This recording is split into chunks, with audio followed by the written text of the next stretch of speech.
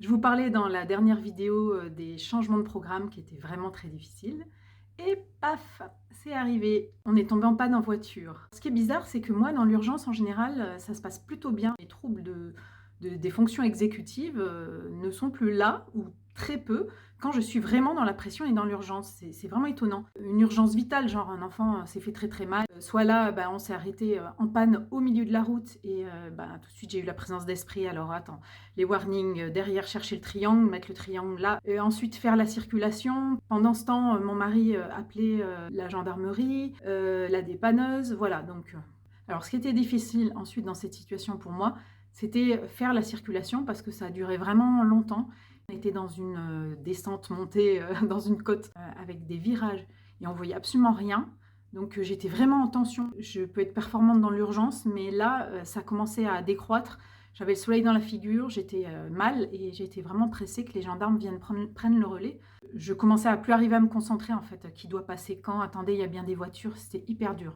La deuxième difficulté a été d'attendre. Voilà, donc on attend la dépanneuse ensuite sur le côté pendant on ne sait pas combien de temps. Et l'attente est très difficile pour moi, je commence à me sentir mal, j'ai faim d'un coup. Donc heureusement, j'avais des petits bonbons sucrés dans mon sac. Je garde toujours quelque chose au cas où j'ai une urgence de manger parce que je sens pas en fait quand j'ai faim, donc du coup ça peut me prendre d'un coup et je tremble de partout. La difficulté suivante, c'était monter dans la dépanneuse avec quelqu'un que je ne connais pas et puis la proximité de la cabine.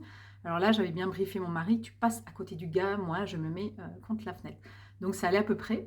Mais ensuite, j'étais super gênée parce que en fait, on ne parlait pas, parce que mon mari était occupé sur quelque chose. Donc je me suis rendu compte qu'en fait, dans ces cas-là, moi, j'aurais été seule, j'aurais fait du social, en fait. J'aurais fait ce que j'aime pas moi, c'est-à-dire parler pour rien dire parce que il faut meubler. Parce qu'en fait, c'est hyper inconfortable pour moi d'avoir la tension de ne pas savoir ce que pense la personne. Est-ce qu'il pense que on devrait parler, cette fille est bizarre, pourquoi elle parle pas En fait, j'ai toujours envie de faire en sorte que les gens se sentent à l'aise.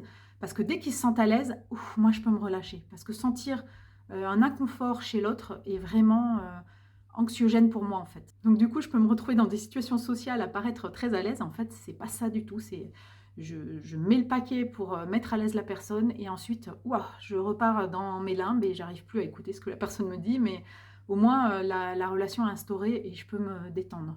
Donc cette boule au ventre et ce nœud de se dire oh là là, le trajet dure longtemps, comme je vais être en inconfort tellement longtemps. Ensuite, on est arrivé donc avec la dépanneuse devant chez le garagiste pour poser la voiture.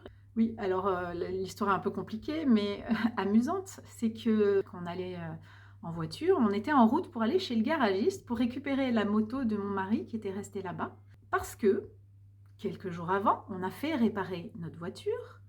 Donc, on nous a dit, elle est prête. Mon mari est allé la chercher en moto tout seul pour me respecter parce que c'était dur pour moi ce jour-là. Bref, c'est une longue histoire. Donc, il a laissé la moto et on s'est dit, on la récupérera un autre jour. Il est revenu chez nous en voiture et voilà. Donc l'autre jour, c'était hier, on devait aller récupérer la moto. On avait un seul casque dans le coffre puisque je devais y aller en voiture avec mon mari assis à côté de moi et ensuite revenir lui en moto, moi en voiture.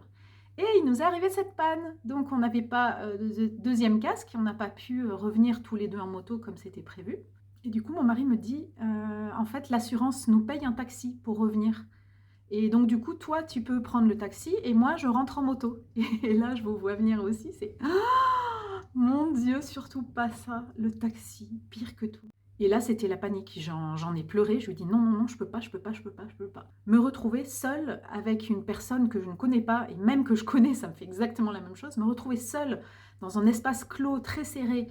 Je vous ai parlé dans une autre vidéo de mon lit, mais ça aurait été comme être dans mon lit avec ce gentil monsieur et j'en ai absolument pas envie.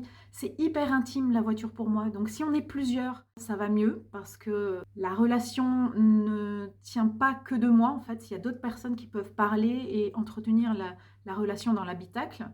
Là, seule à seule avec une personne, non, c'était vraiment la panique. Rien que d'en parler, j'ai la voix qui tremble et je me sens mal, quoi. En plus du fait que, point de vue convention sociale, je sais absolument pas comment on prend un taxi, ce qu'on fait et le premier truc que j'aurais fait, c'est de m'asseoir devant et apparemment ça se fait pas, il faut s'asseoir derrière. Bref.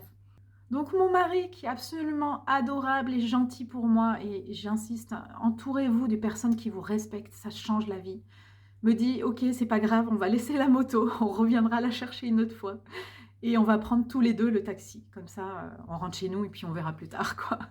Et c'est ce qu'on a fait. Et là, je me suis dit: «Vraiment, heureusement que j'ai pas pris le taxi toute seule», parce que rien que déjà à 3, j'étais dans un inconfort. Alors bon, je rentre dans la voiture, elle est belle, elle est propre, c'est super confortable, tout est fait pour qu'on soit bien et ça, c'était agréable.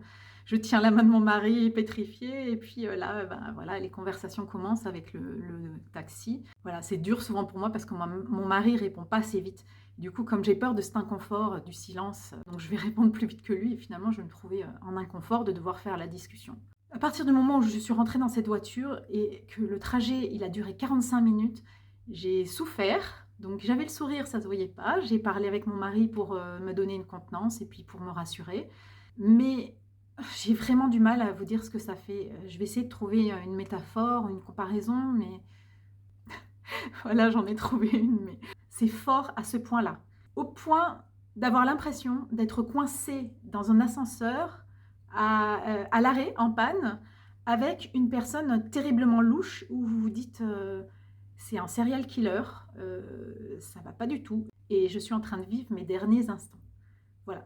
Essayez de vous mettre dans si vous n'êtes pas autiste, essayez de vous mettre dans la peau, de cette situation-là et vous dire, imaginez, le cœur qui tape, l'angoisse, l'impression d'être resserrée, d'être prisonnière. Il y a quelque chose que je ne peux pas définir, qui est de l'ordre du malaise d'être, si proche dans un endroit fermé. Voilà, j'ai encore les larmes qui viennent et je n'arrive pas à vous expliquer, j'espère que ça vous parle.